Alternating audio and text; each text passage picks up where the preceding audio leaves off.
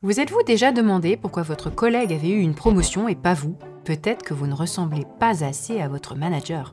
Au travail, nous avons tendance à recruter et promouvoir plus naturellement des personnes qui nous ressemblent. On appelle cela le syndrome du scarabée. Explication.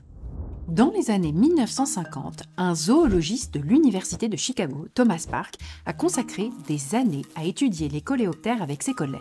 En enfermant deux couples de scarabées dans un même espace, ils ont observé une chose étonnante. Chaque couple s'est mis à dévorer les œufs du couple concurrent, non seulement parce que ces œufs leur semblaient délicieux, mais aussi parce qu'ils ne voulaient laisser aucune chance à la progéniture de leurs rivaux.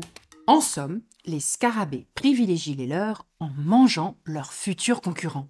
Quel rapport avec les humains dans l'entreprise? Sans être aussi extrêmes que les scarabées, après tout les cannibales sont plutôt rares de nos jours, nous autres humains avons aussi tendance à privilégier nos semblables et mettre des bâtons dans les roues des groupes rivaux.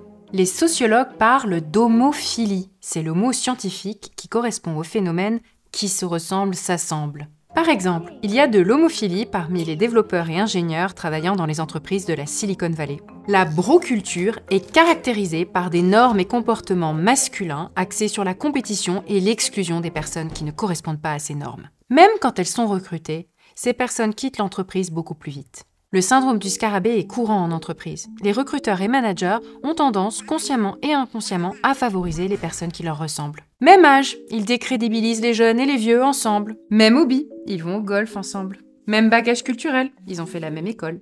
L'homophilie se nourrit alors elle-même. Vous faites confiance aux gens comme vous. Et quand vous accomplissez des choses ensemble, vous en concluez que vous n'auriez pas pu les accomplir avec des personnes différentes. Il y a 3 inconvénients majeurs. On se prive de plein de talents. Les personnes identiques sont moins nombreuses. Le vivier est donc plus étroit. On freine l'innovation et la créativité, qui se nourrissent de la confrontation d'idées et de points de vue différents. On engendre malaise et turnover chez toutes les personnes, même un petit peu différentes, qui se sentent démotivées et dévalorisées. Alors on fait quoi pour lutter contre le syndrome du scarabée? Premièrement, il est important que les équipes de recrutement soient elles-mêmes diversifiées. Deuxièmement, il faudrait éviter les critères de recrutement vaseux comme le charisme et éviter de se reposer sur son instinct. Et une grille de critères précis, il n'y a rien de mieux. Troisièmement, nous devons apprendre à diversifier le sourcing des candidats, collaborer avec des établissements et associations qui permettent de cibler des personnes d'origine diverses. Alors ne faisons pas comme les scarabées, arrêtons de manger les œufs de nos rivaux. Accueillir et valoriser les personnes différentes et leur travail, c'est meilleur pour la société.